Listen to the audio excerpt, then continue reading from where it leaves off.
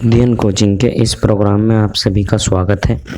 आज का हमारा विषय है भारत का संविधान और हम पढ़ाएंगे भाग 2, जिसके अंतर्गत हम अनुच्छेद 5 से 11 तक पढ़ेंगे और अनुच्छेद 5 से 11 तक नागरिकता के प्रावधान दिए गए हैं। आज का हमारा जो विषय रहेगा वह रहेगा नागरिकता, सिटीजनशिप। देखिए, सिटीजनशिप के संबंध में भाग 2 है और भाग 2 में अनुच्छेद 5 से अनुच्छेद 11 तक नागरिकता के संबंध में प्रावधान है। देखिए, भारत में जो नागरिकता है वो इकहरी नागरिकता है या एकल नागरिकता है, और भारत की जो नागरिकता है वो ब्रिटेन के समान है। देखिए, ब्रिटेन में और भारत में एकल नागरिकता के प्रावधान हैं, जबकि अमेरिका में दोहरी नागरिकता के प्रावधान हैं। देखिए, अनुच्छेद 11 के अंतर्गत ये बात कही गई है कि नागरिकता के संबंध में कानून बनाने के जो अधिकार हैं वो संसद के पास हैं। यानी कि नागरिकता के संबंध में कानून संसद बना सकती है, कानून निर्माण संसद कर सकती है। इसी के आधार पर संसद ने भारतीय नागरिकता अधिनियम 1955 बनाया था, और भारतीय नागरिकता अधिनियम 1955 बनाने के बाद इसमें अब तक कुल 6 बार परिवर्तन हो चुके हैं। कौन कौन से परिवर्तन हुए? 1986 में परिवर्तन हुआ, 1992 में परिवर्तन हुआ, 2003 में परिवर्तन हुआ, 2005 में परिवर्तन हुआ, 2015 में परिवर्तन हुआ और 2009 में परिवर्तन। कुल मिलाकर अब तक केवल 6 बार परिवर्तन नागरिकता संशोधन अधिनियम 1955 में हो चुके हैं। देखिए, भारत में जो नागरिकता का प्रावधान है, भारतीय नागरिकता अधिनियम 1955, इसमें नागरिकता प्राप्त करने के 5 तरीके बताए गए थे और उन 5 तरीकों को हम देखते हैं। देखिए, पहला तरीका है बाय बर्थ या जन्म के आधार पर। देखिए, कोई भी व्यक्ति जिसका जन्म 26 जनवरी 1950 के बाद भारत में हुआ होगा, वह व्यक्ति भारत का नागरिक होगा। देखिए, एक शब्द पर यहाँ ध्यान देंगे, वह व्यक्ति जिसका जन्म 26 जनवरी 1950 के बाद भारत में हुआ होगा वह भारत का नागरिक होगा। अभी 1986 में इसी बात के लिए संशोधन किया जाएगा और वो संशोधन क्या होगा उसको पढ़ेंगे। देखिए, जन्म के आधार पर नागरिकता प्राप्त करने के 2 अपवाद हैं। एक अपवाद तो है कि जो विदेशों के राजनयिकों की नियुक्ति भारत में होगी, उनके बच्चे जब भारत में जन्म लेंगे तो उनके बच्चे भारतीय नागरिक नहीं होंगे। दूसरा है, अगर भारत का कोई भी क्षेत्र किसी शत्रु देश ने अपने अधीन कर लिया या उस भूभाग पर अपना कब्जा कर लिया, तो उस भूभाग का कोई भी बच्चा, उस भूभाग में जो भी बच्चा जन्म लेगा वह बच्चा जन्म के आधार पर भारत का नागरिक नहीं होगा। तो 2 अपवाद हैं। उसके बाद देखते हैं। देखिए, 26 जनवरी 1950 के पश्चात भारत में जन्म के आधार पर नागरिकता से संबंधित प्रावधान थे। इस प्रावधान का विदेशी घुसपैठियों ने बड़ा दुरुपयोग किया और दुरुपयोग के आधार पर 1986 में परिवर्तन किया गया, और 1986 में जो परिवर्तन किया गया उसके आधार पर यह कहा गया कि जो बच्चा भारत में जन्म लेगा उस बच्चे का या तो माता भारतीय नागरिक होनी चाहिए या पिता भारतीय नागरिक होना चाहिए, या तो माता भारतीय नागरिक या पिता भारतीय नागरिक। अगर माता या पिता में से कोई भी एक भारतीय नागरिक होगा और बच्चे का जन्म भारत में होगा तो वह जन्म के आधार पर भारत का नागरिक होगा। देखिए, वंश परंपरा, दूसरा जो नागरिकता प्राप्त करने का तरीका है वह है वंश परंपरा।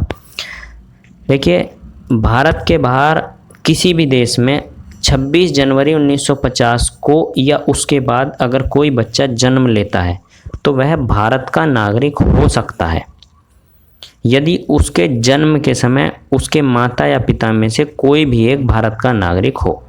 यहाँ ध्यान से समझेंगे कि देखिए, जब संविधान शुरुआती दौर पर केवल इतना प्रावधान था कि उसके पिता के संबंध में कानून था कि पिता अगर भारतीय होगा तो विदेश में जन्मा बच्चा भारत का नागरिक वंश परंपरा के आधार पर होगा।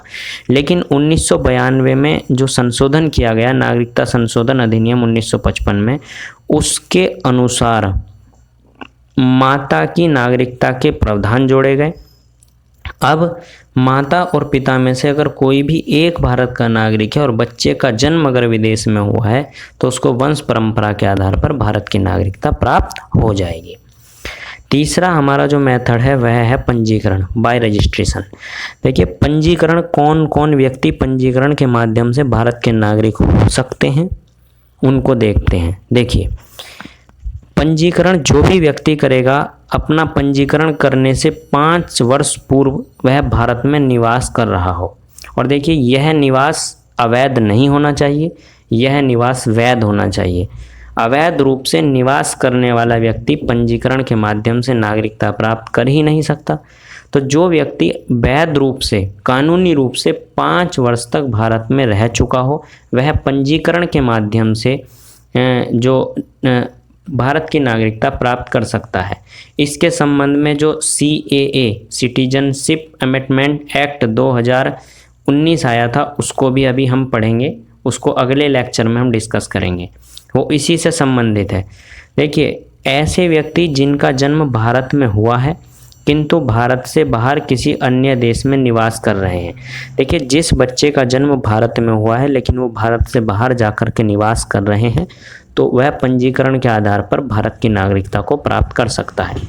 ऐसी विदेशी महिला जो किसी भारतीय से शादी कर चुकी है या करने वाली है उसको भी पंजीकरण के आधार पर नागरिकता दी जा सकती है।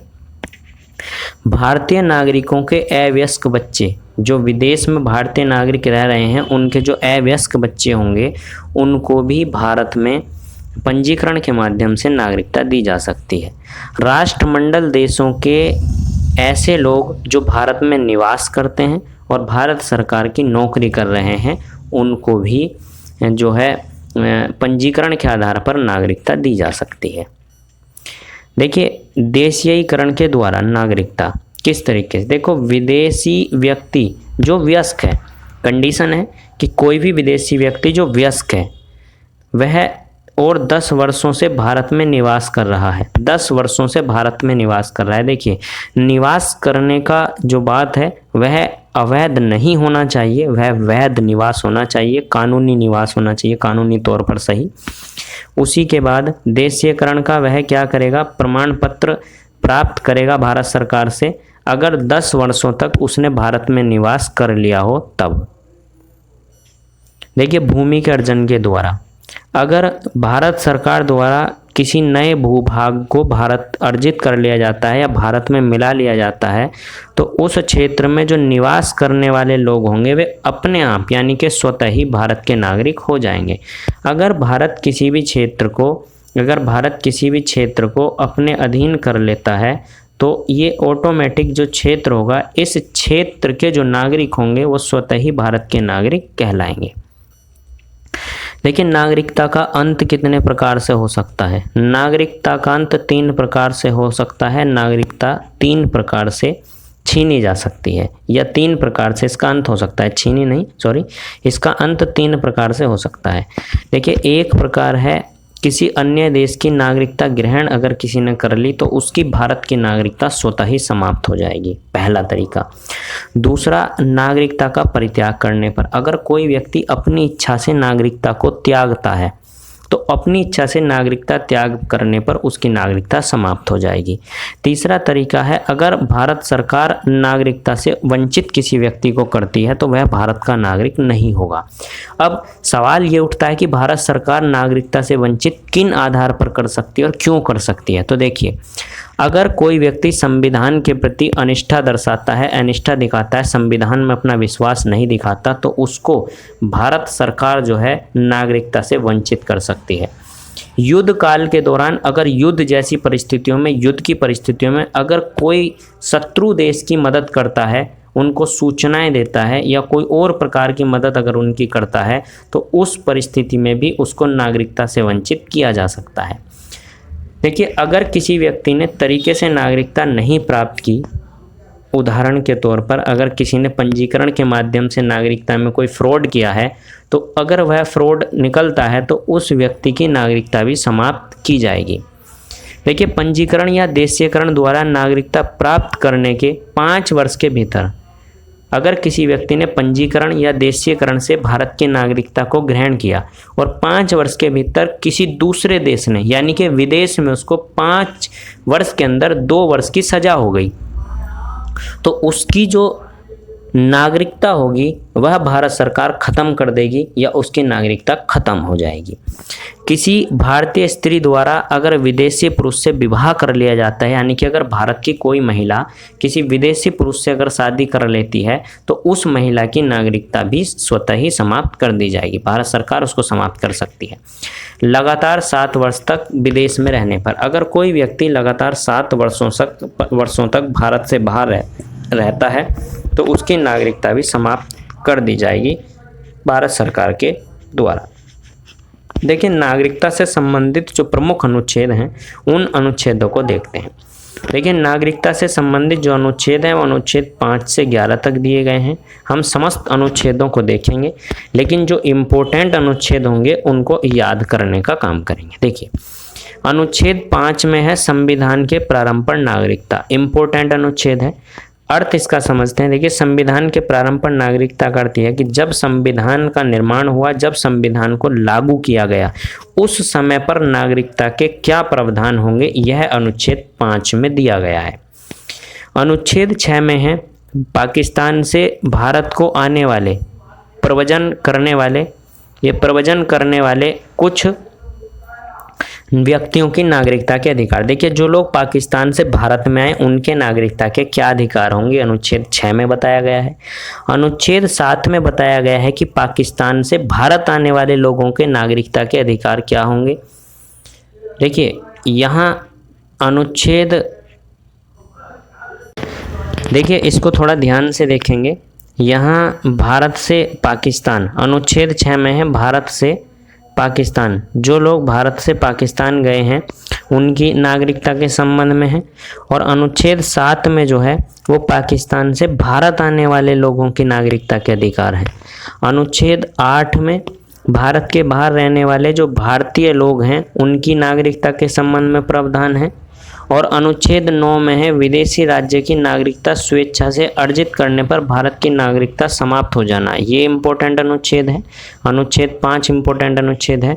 अनुच्छेद 5 और 9 इम्पोर्टेंट अनुच्छेद है। देखिए, अनुच्छेद 9 में अगर कोई व्यक्ति विदेश की नागरिकता ग्रहण कर लेता है तो भारत की नागरिकता स्वतः ही समाप्त मानी जाएगी, ये अनुच्छेद 9 का प्रावधान है। देखिए, अनुच्छेद 10 में ये कहा गया है कि नागरिकता के जो अधिकारों का बना रहना है वह अनुच्छेद 10 में कहा गया है। और एक अनुच्छेद है 11 सबसे इम्पोर्टेंट है। देखिए, संसद को इसमें ये अधिकार दिए गए हैं कि संसद नागरिकता के संबंध में क्या क्या संशोधन कर सकती है, किस प्रकार से विधियों का निर्माण कर सकती है। और इसी के आधार पर भारत की संसद ने जो 1955 में भारतीय नागरिकता अधिनियम बनाया था, जिसमें बाद में लगातार परिवर्तन होते रहे।